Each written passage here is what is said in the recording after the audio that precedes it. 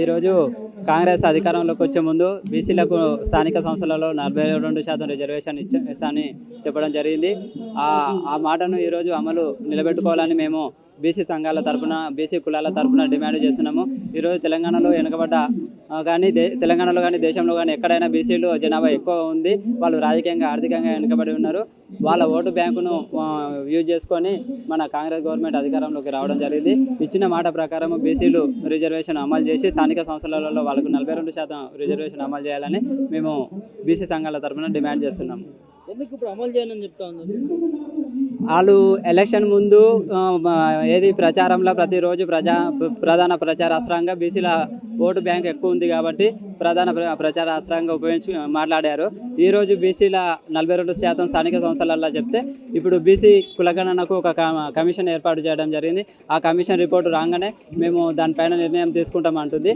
ఆ commission report అనుగుణంగా కాకుండా ఆ కమిషన్ ఆ రిపోర్టు కంపల్సరీ తప్పకుండా వస్తుంది. ఆ రిపోర్టుతో పాటు ఇప్పుడు రేపు జరగబోయే స్థానిక సంస్థలలో 42% తప్పకుండా రిజర్వేషన్ అమలు చేయాలని మేము డిమాండ్ చేస్తున్నాము. అది చేయకపోతే స్థానిక సంస్థ ఎలక్షన్లలో తప్పకుండా మా గ్రామీణ జెడ్పీటీసీ, ఎంపీటీసీ, సర్పంచ్ ఎలక్షన్లలో మా గ్రామీణ ప్రాంతాలలో అధిక సంఖ్యలో మా బీసీలే ఉన్నారు. తప్పకుండా మీకు సరైన గుణపాఠం చెప్తారని మేము తెలియజేస్తున్నాం. దీనివల్ల ఎందుకు ప్రభుత్వ వైఫల్యం కనిపిస్తూ ఉందో, ఎందుకు ఈ విధంగా ప్రభుత్వ వైఫల్యం అంటే వాళ్ళు ఏ విధంగా చూసుకున్నా కానీ 6 గ్యారంటీలు కానీ నిరుద్యోగుల సమస్య కానీ ఉద్యోగుల సమస్యలు కానీ ఏవైనా వాళ్ళు ఆచరణ సాధ్యం కానీ హామీలు ఇచ్చారు. వాళ్ళ అధికారం కోసం లేనిపోని మాటలే చెప్పారు. ఇప్పుడు ఆ మాటలు అమలు చేయమని అడుగుతున్నాము. మేము తెలంగాణలో ఈరోజు కాంగ్రెస్ అధికారంలోకి రావడానికి కూడా బీసీ ఓటు బ్యాంకు వాళ్ళకు కీలకమైంది. ఆ బీసీలను మోసం చేయాలని చూస్తే తప్పకుండా రానున్న ఎలక్షన్లలో, రానున్న భవిష్యత్తులో మీకు గుణపాఠం చెప్తాము. తప్పకుండా మీ కాంగ్రెస్ ఖాతా క్లోజ్ అవుతుంది తెలంగాణలో. వెంటనే బీసీ రిజర్వేషన్ అమలు చేయాలి. ఎందుకంటే బీసీలను ఓటు బ్యాంక్ కోసం వాడుకుంటాం. అంటే బీసీలు గతంతో పోలిస్తే ఇప్పుడు చైతన్యవంతులయ్యారు. వాళ్ళ లోపల చైతన్యం వచ్చింది. వాళ్ళు అడుగడుగునా మిమ్మల్ని నిలదీసే రోజులు వస్తాయి. మన పొన్నం ప్రభాకర్ సార్ గారు కూడా బీసీ మంత్రిగా ఉన్నారు. మీరు కూడా బీసీలో తిరగాలి, జనాలలో తిరగాలి. బీసీ కుల సంఘాలతో మీరు కలవిడిగా ఉండాలంటే తప్పకుండా బీసీ రిజర్వేషన్ అమలు చేయాలి. లేదంటే మేము మా బీసీ సంఘాల లీడర్లతో చర్చించి, మా బీసీ కుల సంఘాల లీడర్లతో ప్రతి ఒక్కరితో కమ్యూనికేట్ అయ్యి మేమంతా ఒకటయ్యి మిమ్మల్ని కాంగ్రెస్ ప్రభుత్వాన్ని, కాంగ్రెస్లో ఉన్న బీసీ మంత్రులను ఎక్కడ రాకుండా అడ్డుకుంటాం. వాళ్ళని ఎక్కడ ఏ సభలకు, ఏ మీటింగ్లకు పిలవకుండా వాళ్ళని బహిష్కరిస్తామని కూడా మేము కంఠబద్ధంగా తెలియజేస్తున్నాం. ప్రభుత్వానికి నెగిటివ్ అంశం అంటావా?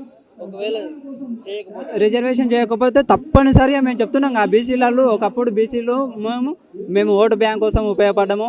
వేరే పల్లకిలు మోసినాము. చాలామందికి ఓటు బ్యాంక్ వేసే ఎమ్మెల్యేలను, ఎంపీలు చేసినాము. ఇప్పుడు బీసీలలో చైతన్యం వస్తుంది. బీసీలుగా ఉన్న మంత్రులు, బీసీగా ఉన్న ఎమ్మెల్యేలు కూడా, కాంగ్రెస్లో ఉన్న బీసీ మంత్రులు, ఎమ్మెల్యేలు కూడా బీసీలకు సపోర్ట్ చేయాలి. చేయకుంటే మీకు భవిష్యత్తులో మీకు సరైన కూడా మాట చెప్తాము. మాకు స్థానిక సంస్థలలో రిజర్వేషన్ కావాలి. ఈ తెలంగాణ సమాజం ఈరోజు ఒకటి ఆలోచించాల్సిన విషయం ఏమంటే, మేము బీసీ మీటింగ్కి పోయినాము. ఆ బీసీ మీటింగ్లో ఒక మేధావి అన్నాడు, కాంగ్రెస్ గవర్నమెంట్ ఇప్పుడు కార్పొరేషన్ చైర్మన్లు కూడా చూసారు బ్రదర్ మీరు రీసెంట్గా. ఆ కార్పొరేషన్ చైర్మన్లలో బీసీలకు న్యాయం జరగలేదు. రెడ్డి, ఓసీ వాళ్ళ సామాజిక వర్గాలకే అవకాశాలు ఇచ్చుకున్నారు. బీసీలు అంటే ఓటు బ్యాంక్ కోసమే ఉపయోగపడతారు. బీసీ సంఘం వాళ్ళు ఎక్కడ పిలిచిన జనాలను పోగేసుకొస్తారు.